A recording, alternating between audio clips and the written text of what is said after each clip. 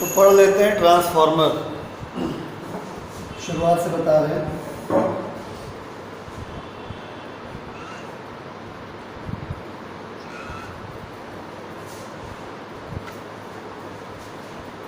Transformer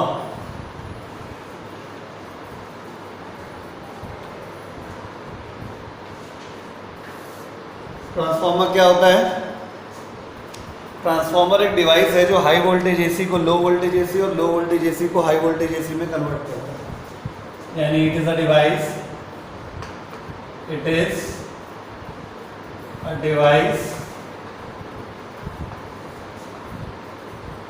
which converts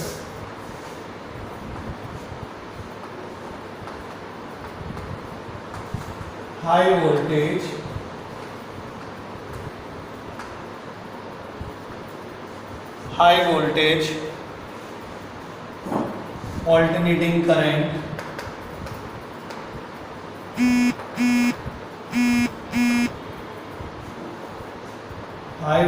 alternating current into low voltage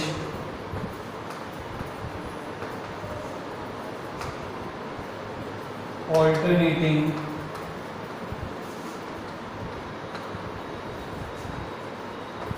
current. It is a device which converts high voltage alternating current into low voltage alternating current and low voltage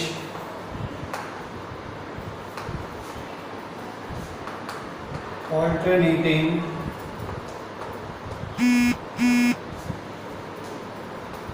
current into high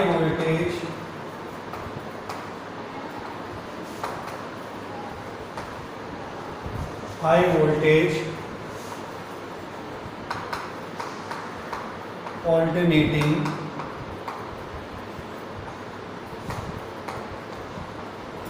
current। ठीक है, इतना बड़ा statement इसीलिए लिखा जा रहा है क्योंकि ये ट्रांसफार्मर के दो अलग अलग फंक्शंस हैं। मतलब हाई वोल्टेज को लो वोल्टेज में कन्वर्ट करना और लो वोल्टेज को हाई वोल्टेज में कन्वर्ट करना। और ये दोनों ही जो काम है ये आपके अलग अलग टाइप ऑफ ट्रांसफार्मर से कराए जाते हैं। मतलब यहाँ पे इस डेफिनेशन को देख के दो पॉइंट क्लियर हो जाते हैं। पहली बात तो ये कि ये एप्लीकेबल है सिर्फ ऑल्टरनेटिंग करंट के केस में। ठीक है, यानी अगर डायरेक्ट करंट में अगर कोई पूछे कि क्या ट्रांसफार्मर यूज़ किया जा सकता है तो जवाब है नहीं। ठीक है, ट्रांसफार्मर केवल ऑल्टरनेटिंग करंट में ही काम करता है। ठीक है, दूसरा यहाँ पे जो पॉइंट और निकल के आ रहा है कि अगर हाई को लो करना है तो एक अलग ट्रांसफार्मर यूज़ होता है और लो को हाई करना है तो एक अलग ट्रांसफार्मर यूज़ होता है। दोनों ट्रांसफार्मर सेम नहीं हो सकते, एक ही ट्रांसफार्मर दोनों काम नहीं कर सकता। ठीक है, तो पहला पॉइंट जो है यहाँ पे हम लिखे दे रहे हैं ट्रांसफार्मर के बारे में कि transformer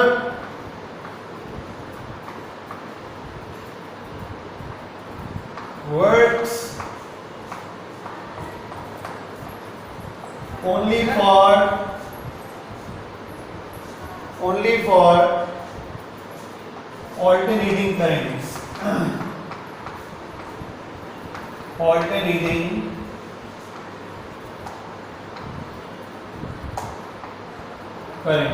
and not for, clear लिखे दे रहे हैं, and not for direct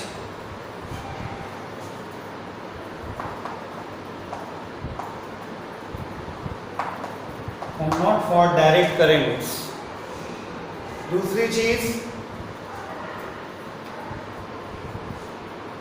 increase in voltage and decrease in voltage cannot be done by the same transformer। तो increase and decrease of voltage of alternating current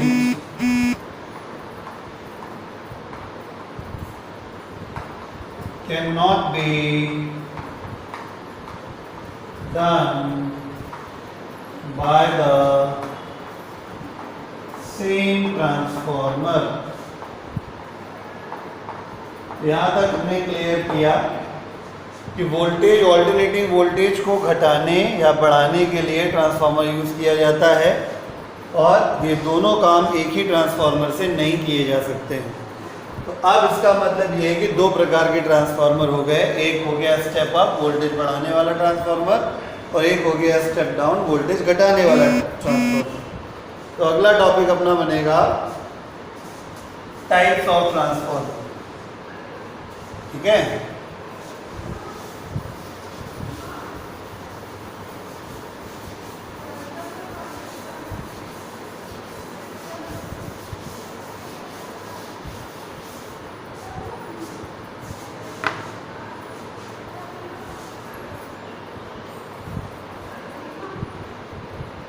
types of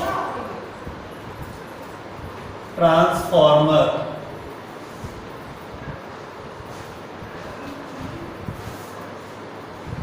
लिखेंगे इसमें, it is of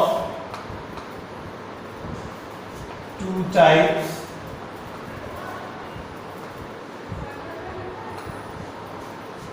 number one, step up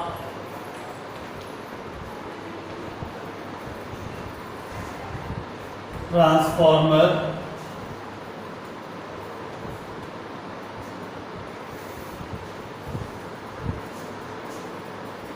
ये क्या काम करता है?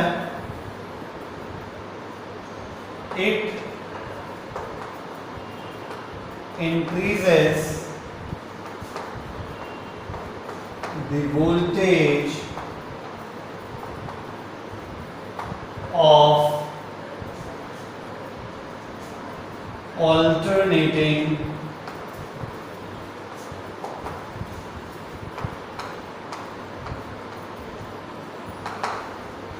it increases the voltage of alternating current। Step down transformer दूसरा होता है,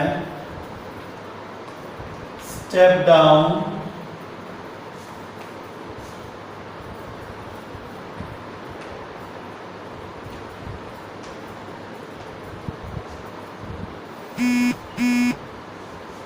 तो it decreases the voltage of alternating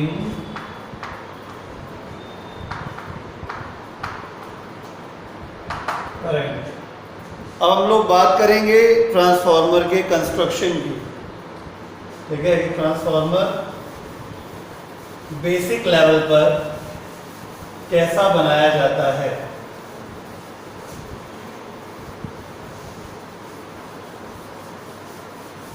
उससे पहले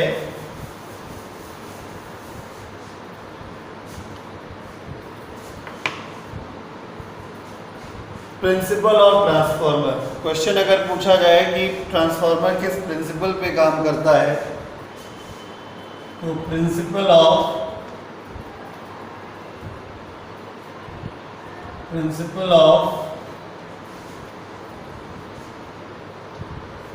transformer, principle of transformer.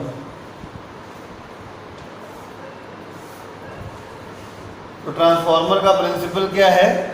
It works on the principle of mutual electromagnetic induction.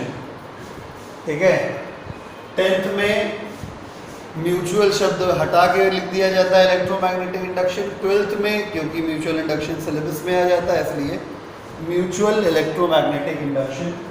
तो प्रिंसिपल है, इसमें आप लिखेंगे it works on the principle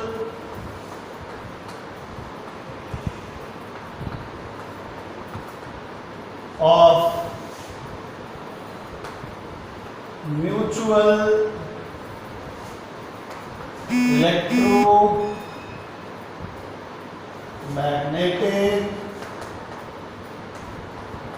induction. अब इसका मतलब ये नहीं है कि 10th वाले अगर म्यूचुअल इलेक्ट्रोमैग्नेटिक इंडक्शन अगर लिख देते तो उनके मार्क्स कट जाते, तो ऐसा है नहीं, ठीक है। तो प्रिंसिपल है म्यूचुअल इलेक्ट्रोमैग्नेटिक इंडक्शन। अब हम बात करेंगे कंस्ट्रक्शन की कि ट्रांसफार्मर बेसिक लेवल पर कैसे बनाया जाता है। तो कंस्ट्रक्शन ऑफ ट्रांसफार्मर,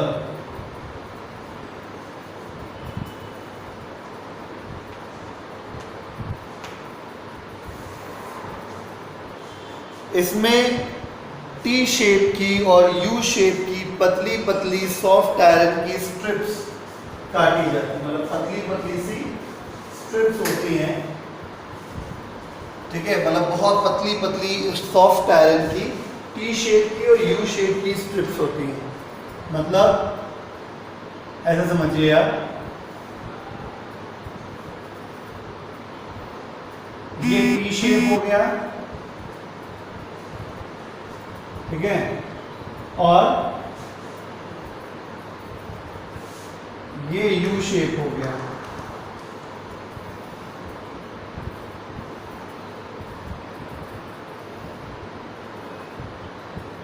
ठीक है। तो ये T shape soft iron strip, इसको लिख दे नीचे, ये हो गया thin strips of soft iron. Soft iron क्यों यूज किया जाता है अभी बताएंगे आपको। अब ऐसी बहुत सारी स्ट्रिप्स बनाई जाती हैं और सबके ऊपर एक इंसुलेटिंग पेंट कर दिया जाता है। इंसुलेटिंग पेंट इसलिए कर दिया जाता है क्योंकि हम बाद में इनको एक के ऊपर एक रखने वाले हैं और उससे बनेगा कोर। यानी ऑल्टरनेट पैटर्न पे पहले एक टी शेप की, उसके ऊपर फिर यू शेप की, फिर एक टी शेप की, फिर यू शेप की, फिर टी शेप की, फिर यू शेप की। तो एक दूसरे के ऊपर रखी जरूर जाती है लेकिन ये फिजिकली टच में ना रहे, इस वजह से इंसुलेटिंग पेंट कर दिया जाता है पहले से। मतलब एक इंसुलेटिंग पेंट कर दिया जाता है कि अगर इन दोनों को हम एक दूसरे के ऊपर रखेंगे भी तो देखने वाले को लगेगा कि एक दूसरे के ऊपर रखे हुए टच कर रही हैं, बट इलेक्ट्रिकली दोनों एक दूसरे से अलग अलग होंगे, ठीक है। तो जब ऐसे कंबाइन होंगी बहुत सारी, तो देखिए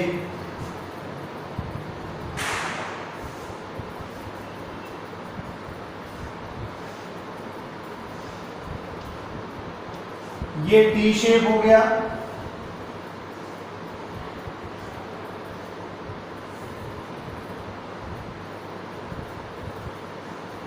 ठीक है, और ये यू शेप हो गया।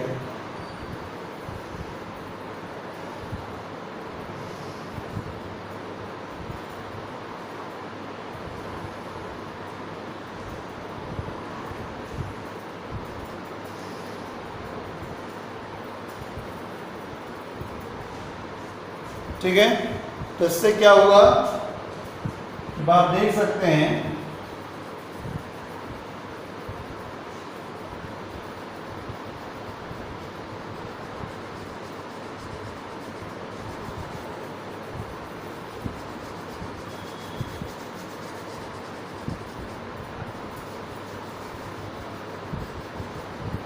now you got a core, आपको एक कोर मिल गया, ठीक है। अब इसमें दोनों तरफ तार के टर्न्स, फेरे लगवाए जाते हैं। मतलब ऐसे समझ लीजिए आप, मतलब ये हो गया, चलो अलग से बनाएंगे इसको, तो ये हो गया कोर ऑफ ट्रांसफॉर्मर, ट्रांसफॉर्मर का कोर हो गया। अब इस कोर में एक साइड और दूसरे साइड दो कॉइल लपेटी जाएंगी और कॉइल के लपेटने के हिसाब से ही डिसाइड होगा कि कैसा वाला ट्रांसफार्मर कौन सा बनता है। ठीक है, तो अब हम डिस्कस करेंगे कि कैसे इस कोर को हम लोग स्टेप अप और स्टेप डाउन ट्रांसफार्मर में कन्वर्ट करेंगे।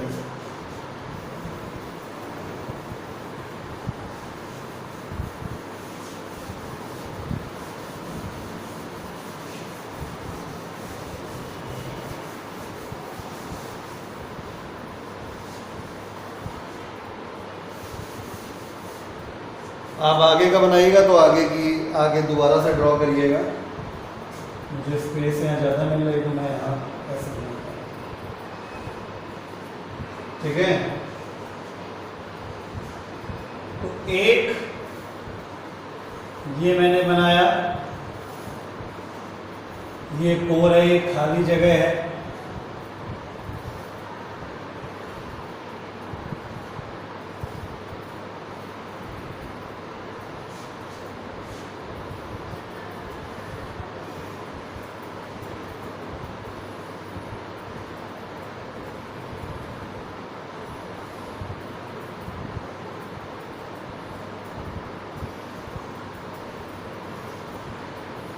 ये कोर है।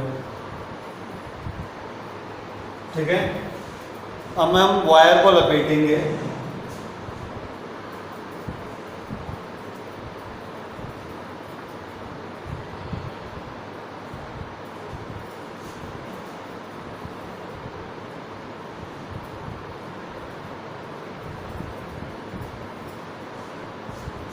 ठीक है, तो इस तरफ हम ऑल्टरनेटिंग सोर्स लगाते हैं, सिंबल हो गया ऑल्टरनेटिंग करंट का।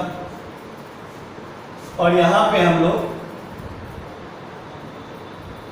मतलब एक तरीके से आप ये कहिए कि ये हो गया इनपुट वोल्टेज और यहाँ पे हमको मिल जाएगा आउटपुट वोल्टेज। इनपुट जिस कॉइल में लगाया जाता है उसे प्राइमरी कॉइल कहा जाता है, यानी ये हो गया प्राइमरी कॉइल। प्राइमरी कॉइल, और जिस पर आउटपुट लिया जाता है उसे बोला जाता है सेकेंडरी कॉइल। प्राइमरी कॉइल यानी फर्स्ट कॉइल, इस वजह से यहाँ पर जो कुछ किया जाएगा उसके सफिक्स में 1, और सेकेंडरी कॉइल यानी सेकेंड कॉइल इसलिए सफिक्स में 2 लिखा जाएगा। ठीक है, आप ऐसे याद कर सकते हैं कि आउटपुट में ये इनपुट साइड है, ये इनपुट साइड है और ये आउटपुट साइड है। जिस ट्रांसफार्मर में आउटपुट साइड में नंबर ऑफ टर्न्स ज़्यादा होते हैं उधर ही आपको ईएमएफ और वोल्टेज ज़्यादा मिलता है, क्योंकि जितने नंबर ऑफ टर्न्स होते हैं उतने बार मल्टीप्लाई होता है। मैग्नेटिक इफेक्ट ऑफ करंट में आपने देखा था। ठीक है, इसका मतलब ये है कि ये वो ट्रांसफार्मर है जिसको हम लोग कहते हैं स्टेप अप ट्रांसफार्मर। ठीक है, क्योंकि आउटपुट में नंबर ऑफ टर्न्स ज्यादा है। आप देख रहे हैं यहाँ पे नंबर ऑफ टर्न्स N1 लिखा जाता है और यहाँ पे नंबर ऑफ टर्न्स N2 लिखा जाता है। तो हम लिख रहे हैं बिकॉज N2 बड़ा है N1 से। ठीक है, implies that आउटपुट वोल्टेज बड़ा हो जाएगा इनपुट वोल्टेज से, इसलिए it is a step up transformer. A step up transformer. ठीक है, और इधर आ जाते हैं हम। इस केस में यहाँ पे नंबर ऑफ टर्न्स अगर हम प्राइमरी में ज़्यादा करेंगे और कंपैरेटिवली सेकेंडरी कॉइल में नंबर ऑफ टर्न्स हम कम करेंगे। समझ रहे हैं?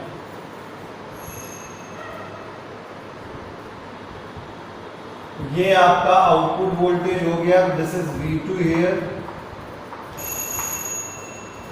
this is N2 number of turns in second, this is N1 number of turns in first।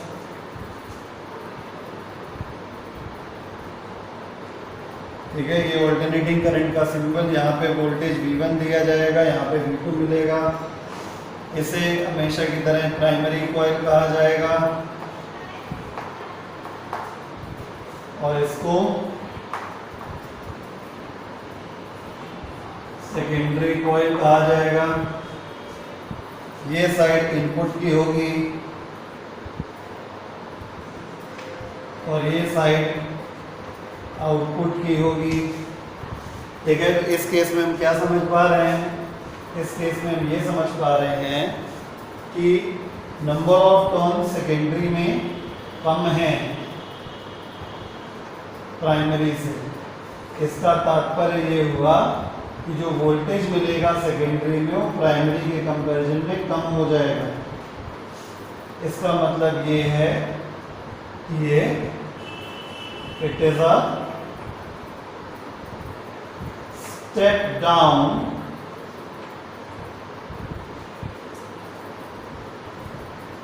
Transformer. ठीक है, अब हम बात कर लें इसके फॉर्मूलों की, जो फॉर्मूले होते हैं इसके। ठीक है, स्क्रीनशॉट लेना हो तो ले लें। अब हम फॉर्मूलों की बात करेंगे।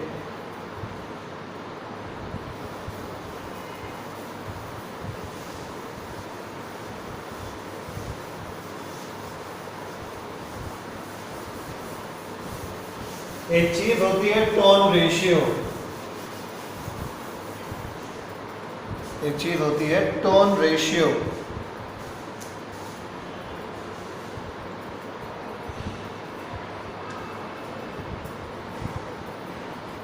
टर्न रेशियो क्या होता है? The ratio of number of turns in secondary coil to the number of turns in primary coil. The ratio of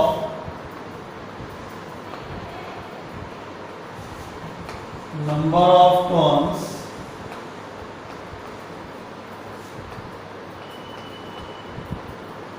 of secondary coil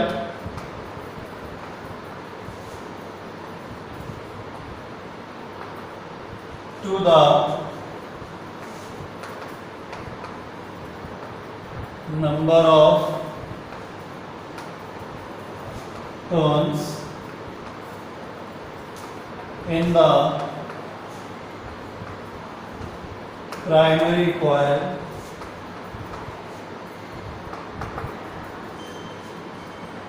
of a transformer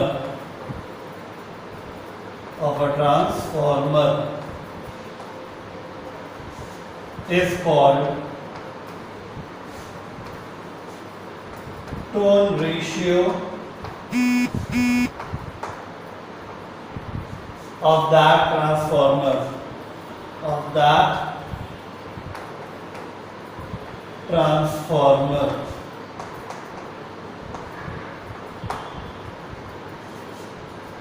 according to definition formula क्या बन जाएगा? Ratio है, unit तो होगा ही नहीं, उसकी तो बात ही खत्म हो गई।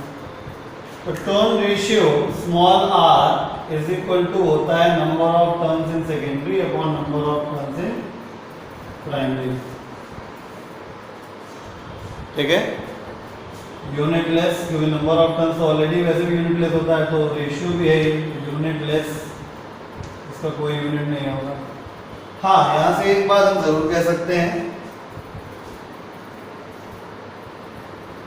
कि साफ साफ समझ में आता है कि अगर टर्न रेशियो ग्रेटर देन 1 है और टर्न रेशियो लेस देन 1 है, तो आप इक्वल टू 1 तो अभी होगा ही नहीं, कोई फायदा ही नहीं उसका। ठीक है, अगर ग्रेटर देन 1 है और लेस देन 1 है, उस सिचुएशन में ट्रांसफार्मर डिसाइड हो जाएगा। टर्न रेशियो ग्रेटर देन 1 होने का मतलब number of turns in secondary coil ज़्यादा है, इसका मतलब ये स्टेप अप ट्रांसफार्मर है। यानी अगर कभी ये बोल दिया जाए turn ratio is greater than 1, तो इसका मतलब हुआ स्टेप अप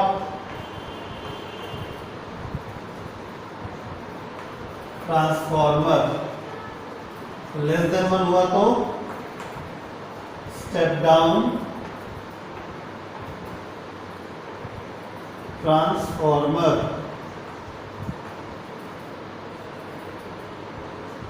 अब ओवरऑल बस मैं कुछ फॉर्मूला बता दे रहा हूँ आपको, ठीक है, आखिरी बढ़ाओ ओवरऑल फॉर्मूला।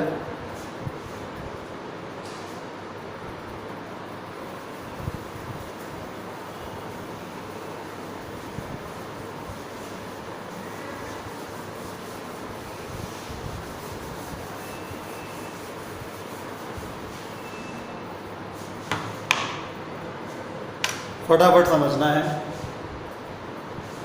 पहली चीज, टर्न रेशियो जो होता है small r equal to ns upon np होता है। दूसरी बात, क्योंकि नंबर ऑफ टर्न्स और मिलने वाला वोल्टेज है ना डायरेक्टली प्रोपोर्शनल होते हैं, इस वजह से आप turn ratio is equal to ns upon np अगर है तो प्रोपोर्शनलिटी रिलेशन होने की जगह पर vs अपॉन vp भी हो जाएगा, ठीक है। और अगर कॉइल्स रेजिस्टेंस फ्री है, if coils are resistance free, ideal transformer का केस बता रहा हूं मैं, यानी नो रेजिस्टेंस, तो उस कंडीशन में वोल्टेज और ईएमएफ सेम आता है, ठीक है, that is V is equal to E। जब ईएमएफ रेजिस्टेंस नहीं होता तो ईएमएफ और वोल्टेज बराबर होते हैं, इलेक्ट्रिसिटी वाले चैप्टर में पढ़ा दिया था। Implies that turn ratio is equal to ns upon np तो होता ही है, प्रोपोर्शनलिटी में vs अपॉन vp तो हो ही गया, और क्योंकि बराबरी होता है तो इसको EMF इन सेकेंडरी कॉइल अपॉन EMF इन प्राइमरी कॉइल कह सकते हैं। क्योंकि रेजिस्टेंस फ्री आप लेके चल रहे हो, मतलब ये दोनों फॉर्मूले हमेशा एप्लीकेबल हैं। इसके आगे जो बता रहा हूं उसके लिए ट्रांसफार्मर को आइडियल होना कंपलसरी है, ठीक है। तो because transformer is ideal, transformer is ideal, ideal है इस वजह से पावर लॉस नहीं होगा, यस, यानी प्राइमरी कॉइल की पावर और सेकेंडरी कॉइल की पावर बराबर होगी। पावर का फॉर्मूला V इंटू आई होता है, यानी V1 I1 यानी voltage in primary coil, current in primary coil is equal to V2 I2। यानी कि यहाँ पे सेकेंडरी और प्राइमरी के हिसाब से चल रहा है, तो चलो ये प्राइमरी पे पावर और सेकेंडरी पे पावर, प्राइमरी का वोल्टेज प्राइमरी की करंट, सेकेंडरी का वोल्टेज और सेकेंडरी का करंट, तो Vs अपॉन Vp बराबर हमारा क्या हो गया Ip अपॉन Is। ये उल्टा है, इकलौता फॉर्मूला जो उल्टा है, ठीक है। यानी कि हेंस इंप्लाइज दैट हम लिख सकते हैं कि जो टर्न रेशियो होता है वो ns अपॉन np होता है, ये हमेशा एप्लीकेबल है। ये Vs अपॉन Vp होता है, हमेशा एप्लीकेबल है। इसके आगे अलग कलर से लिखे थे ताकि आपको याद रहे, Es अपॉन Ep तभी होगा जब आइडियल ट्रांसफार्मर होगा, और Ip अपॉन Is भी तभी होगा जब आइडियल ट्रांसफार्मर होगा। अच्छी बात यह है कि आपके सिलेबस में आइडियल ट्रांसफार्मर ही है,